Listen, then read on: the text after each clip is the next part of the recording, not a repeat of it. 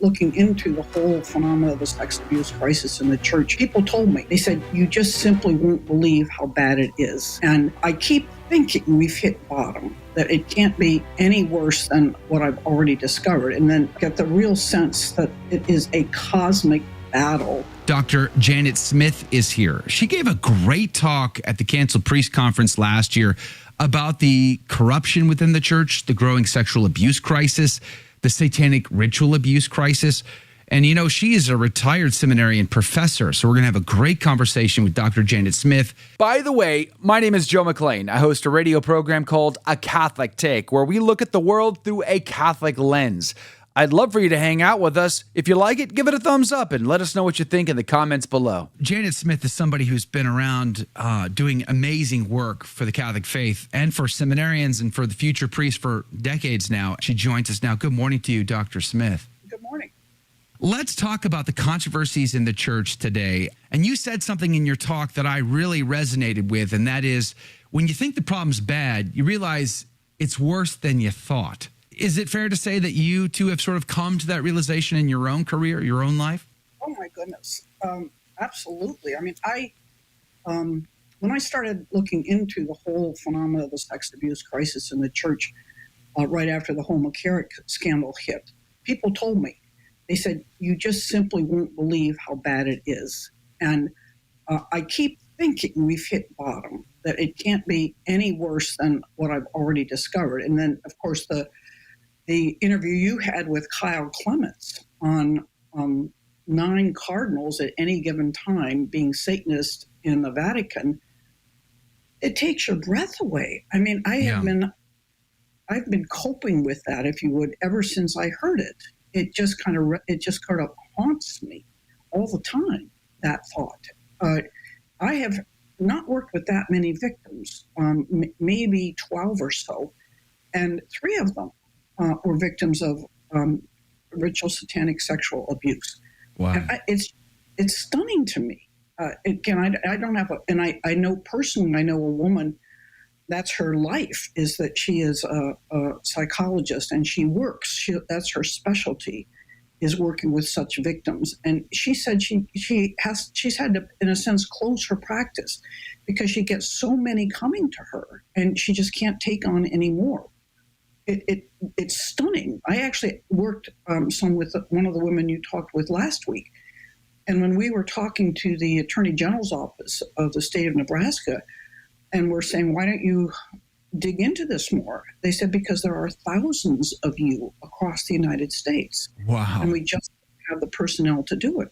How does the lay folk supposed to process that? How do we manage the reality that there is real evil happening on our watch? Well, in a sense, you use that phrase, on our watch. And I came to the realization a long time ago that there's not much we can do. For a long time, I've been saying that in the United States, the problem is the bishops, and the only one who can fix the problem are the bishops. And so it's up to the Holy Spirit, absolutely up to the Holy Spirit. One thing I think that this whole situation has done for so many of us is really get us out of our narrow little world where we thought spiritual warfare was the devil just trying to trip us up during the day with something and get us to be irritable. And to really get the real sense that it is a cosmic battle that is going on all the time, and that God has just kind of lifted the veil a little bit for us to, as you use the word, naivete, and that is, I'm surprised that's not on the list of cardinal sins because I would say I'm very subject to that. I don't want to believe that Satan is truly prowling about the world seeking the ruin of souls, and that we're so susceptible. Is that, they say that the biggest victory of the devil is to convince us that he doesn't exist, or to convince us that he's kind of harmless. He just is a little thorn in our side. It's not that he has battalions and legions of demons that do his bidding. But as far as knowing that there's 9 Satanist cardinals in the Vatican, I suppose God is permitting this information to come out, though I think we need to disseminate it with some prudence. There are a lot of things I know and I learned that I do not tell my friends. They're beautiful people. They have deep faith. And I don't think it would ruin their faith, but I do think it would be a downer in a sense. And they're fighting the battles of raising children in this wretched world. And I want them to preserve their strength for that. I think God has allowed some of us to know these things and to sort of, I certainly haven't been nose to nose with it, but I've talked to people who have been. We need to know it. And maybe everybody does eventually, but it's such a process, as you said. I mean, it's taken me 5 or 6 years to get to a point where, in a certain sense, I can find this all very credible instead of, as you said, just dismissing it. Oh, these are just fear mongers. These are people who believe anything that comes down the pike. I know some people think that of me these days. They think I've gone off the deep end and that I just believe anything. But I think the evidence is overwhelming. But I had to come to it with some gradualness. And again, I've talked to people. I mean, you mentioned Rachel Mastrogiacomo. I talk to her a lot. She's an absolutely marvelous person and has managed to live through one of the most horrendous things that any human being has ever lived through. And, to hear it from her lips of what she went through, and every time I push her on something, I say, well, what about this? I get a whole new cascading set of explanations about why she makes this claim or she makes that claim. And it's all so phenomenally credible. It's hard. It's hard. How do you see these bishops? Are they just weak men and they aren't doing the right thing? Are they doing the right thing behind the scenes quietly? They're just not in public? Or are they complicit? All of the above. Right? It's a hard question to answer because you hate to paint with a broad brush a whole group of men. Right? Yeah. I know at least. I mean, I hate to say. I know. Sounds sad. It is sad. I know 3 really good bishops. There must be more. All right, let's put it that way. There must be, but the number of bishops who are clearly weak, and I think that's the reason they're chosen. I hate to say it, they're chosen either because they are corrupt, and there are a lot of corrupt bishops, sexually, financially, or they're weak. And to some extent, the weakness is for a lack of mentors. I mean, let me just go one step back, because I know you started at some point in your previous program, you talked about the seminary formation. And it seems to me that I think seminaries exist to take the backbone out of men. From the minute the men get into the seminary, they're told to, trust us, keep your head down, stay in your lane, don't rock the boat, don't complain. And they feel like they're under a microscope. And I think the training is much more to make them compliant, to look the other way when they see something that's not the way it should be, and to just go along to get along. And if they are, it doesn't attempt to produce manliness. It doesn't attempt to produce those who can stand up against the currents of the culture and the currents of the time. So the men who are bishops have come out of that atmosphere, let alone, the seminaries were hothouses of homosexuality for decades. And the bishops who are bishops now went through that. And look at who are choosing the bishops in the United States right now. Look at our 5 top pardons. There seems to be a common link. As I pointed out before the break, this book makes it clear that Jesuit houses of formation have a big problem. There's the NAC in Rome seems to have some issues with sexual perversities, even to the point of grooming people like Rachel Mastrogiacomo for satanic ritual abuse. There seems to be a trend here. You taught at a seminary for a very long time. What is your opinion? You might be surprised at how little the academic faculty know about what's actually going on in the seminary. We're very much on the fringes. And I suppose I know as much about what goes on in seminaries from reading books like Goodbye, Good Men and talking to good men who have gone through seminary, and reading some of the testimonies of men who have gone through seminaries at very bad times.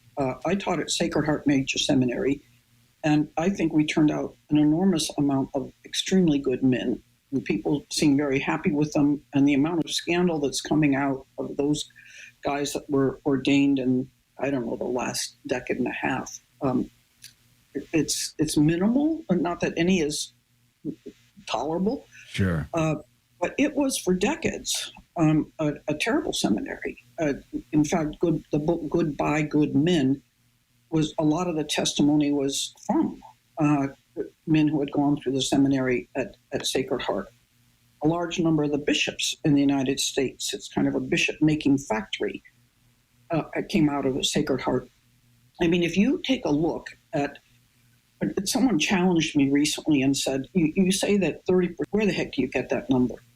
And I said, well, Richard Sipe, God bless his soul, was in a Benedictine monastery for some time, and it was absolutely dominated by really predatory homosexuals. And he couldn't take it anymore. And he left the seminary and spent the rest of his life sort of examining the phenomena of homosexuality in seminaries. In the early 2000s, he published, it's still online, a list of bishops that he had very strong evidence were living active homosexual lives. And some people say, oh, well, that was 20 years ago. I said, well, who do you think has been appointing bishops in the last 20 years? It's that group of men. And as I said earlier, the number of the cardinals that we have in the United States, the most recently appointed ones clearly have affinity for the homosexual community. And I can't believe they would be. And then you look who they've appointed, and you look, if you just go online, there's a CatholicHierarchy.org, I think, and just look at who's appointed whom and what seminaries they came out of. It's a really dismal picture. Let me ask you a question that I think more and more parents who have sons that might be discerning the priesthood might be asking themselves, should I even allow my son to go to the seminary? Because it seems like he might end up being a victim, or worse, he might end up being brainwashed into this sort of perverse philosophy. What would you say to that? It's a very serious question. It seems to me, you hate to say this, but the young men have to be warned.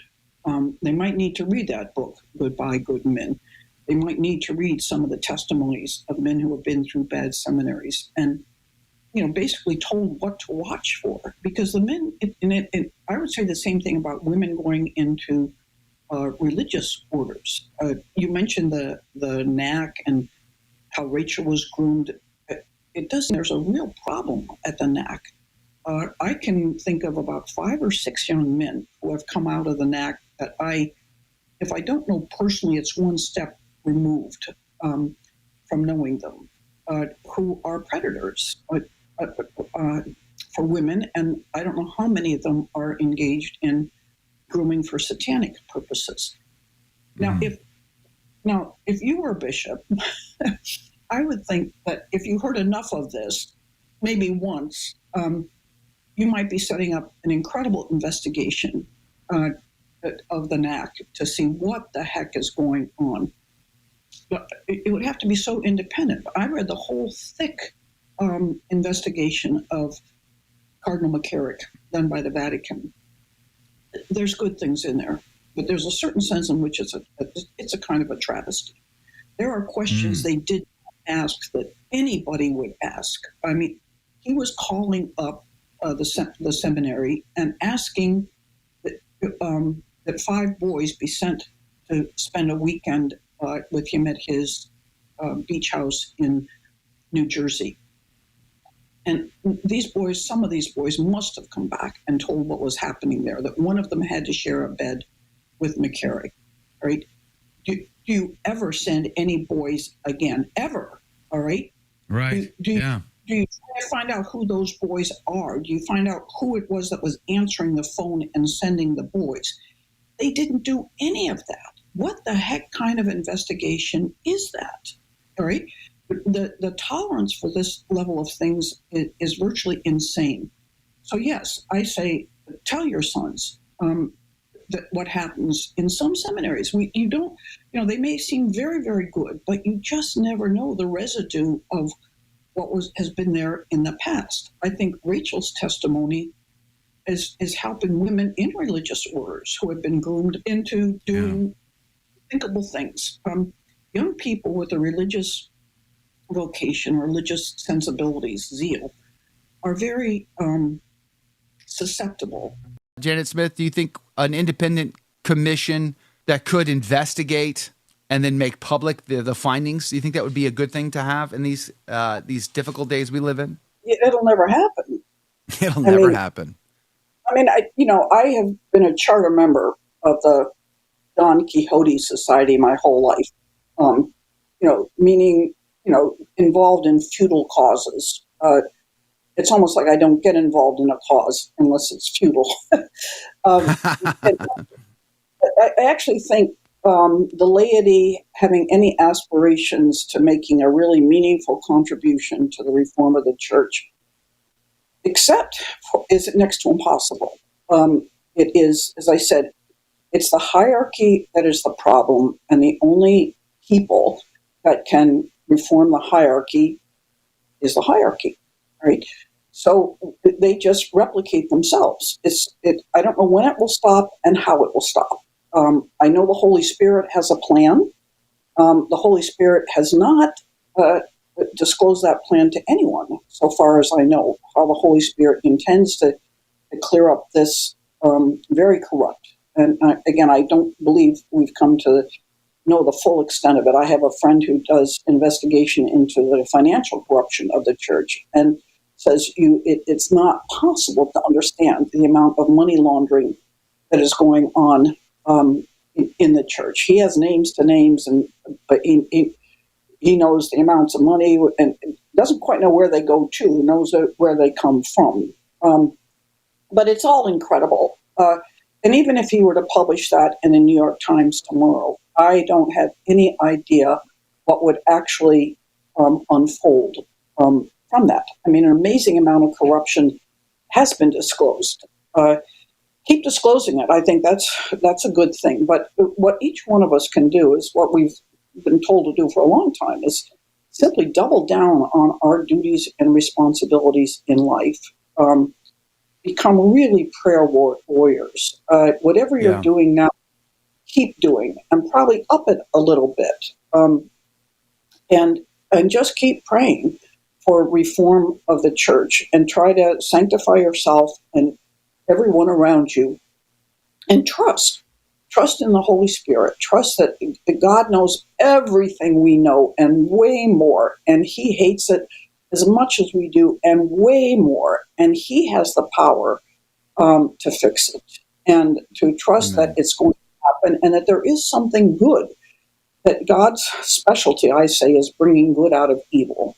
And so there's some extraordinary good that is coming about. I think the love of the traditional Mass, the building of intentional Catholic communities is extraordinary. Homeschooling, good Catholic independent schools, the reform of many Catholic colleges.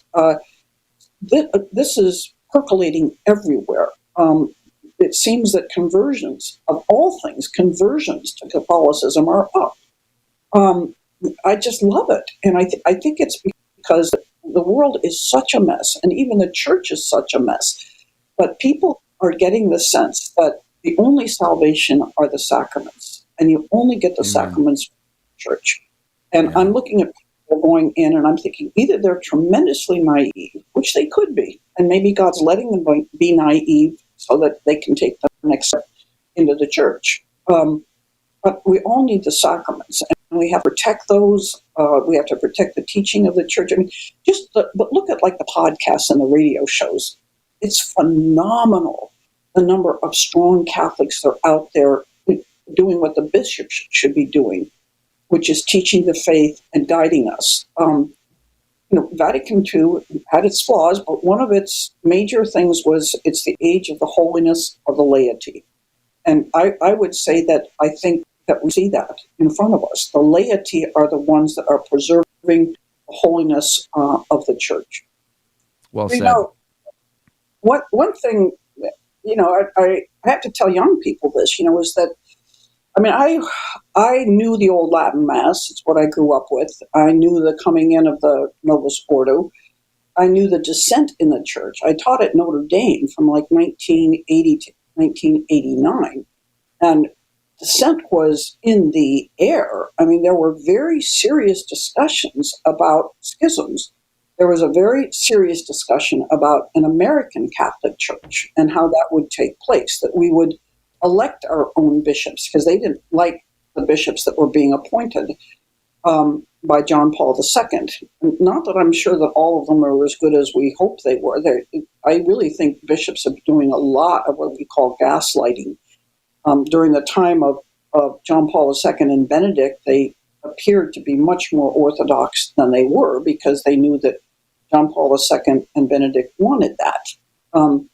And so they, in order to get advanced, they pretended, but at the same time, the policies of the USCCB were just unintelligible. They wouldn't support natural family planning, gave total lip service to it, not any kind of real program. They were largely supporting left-wing political causes.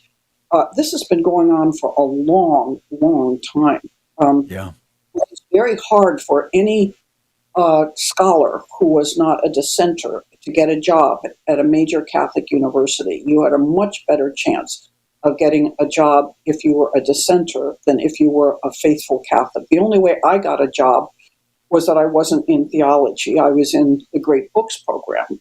And so there's in fact, the theology department, I think, was very much the cause of my not getting tenure there because they knew that I was too orthodox and they didn't even want me in a marginal program, at least their things. But anyway, it's been going on for a very long time. And I actually thought that John Paul II and Pope Benedict had turned the church. We had the most incredible amount of faithful encyclicals and exhortations, etc., enough to last us for a very long time. John Paul II was a brilliant philosopher who brought engagement between medieval philosophy and modern personalism and phenomenology. It's brilliant stuff. Pope Francis is trying to squash all of that. He basically transformed the John Paul II Institute into a modernist institution. Benedict brought us the most beautiful biblical commentaries and more theological approaches to things than Benedict is. The gift of this is phenomenal. Neither one of them were administrators, and I know you said you're down on Pope Benedict, but I listened to the 23-hour Audible book of his biography, and he was an extraordinary man, and even had powers of governance. All he ever wanted to be was just a really prolific scholar who was faithful to the church. He was maybe wobbly during Vatican II, is what I would say, that he was too much behind the agenda of Vatican II. But I think throughout the time afterwards, he became an incredibly strong voice for orthodoxy. And I want to tell you, most academics are kind of pathetic at practical matters.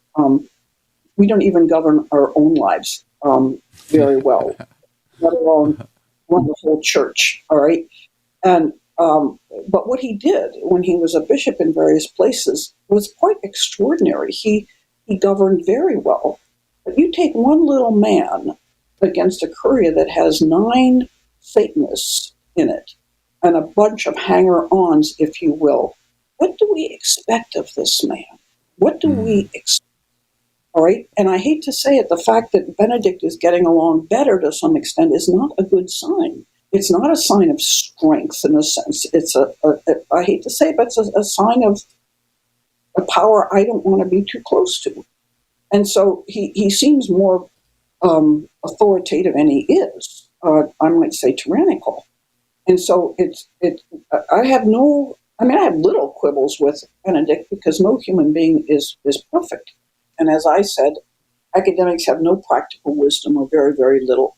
So we don't know how to govern the churches, so we have a hard time governing our own lives. But I know that one motto that people often use is to keep your friends close and keep your enemies closer, in order to keep an eye on them, and so that they can't plot against you in the same way that they might if you let them loose. I have no idea if that's what Benedict and John Paul II were thinking. I say I would make heads roll, but I would not have any idea what that really means, how to do it, how to replace them, etc. So, but I think, I hate to say it, but I think for the most part, Pope Francis thinks he's among friendly people. I mean, he said very harsh things to the Curia, for sure, and some of his Christmas addresses are just astonishing. But again, I'm not the first one to say this. I mean, he says one thing here and another thing there. And so you just don't know what's going on. Did you like that video? It's okay. You can admit it. It's perfectly fine. Hey, we cover the big stories of our day, from inside the church to outside the church to all points in between, and we do it from a Catholic perspective. It's called A Catholic Take. It's a radio program Monday through Friday. We live stream it right here on this channel, by the way, so make sure to subscribe, like, and share. We would be very grateful to you. And don't forget, you're going to want to watch this video right here because you don't want to miss anything.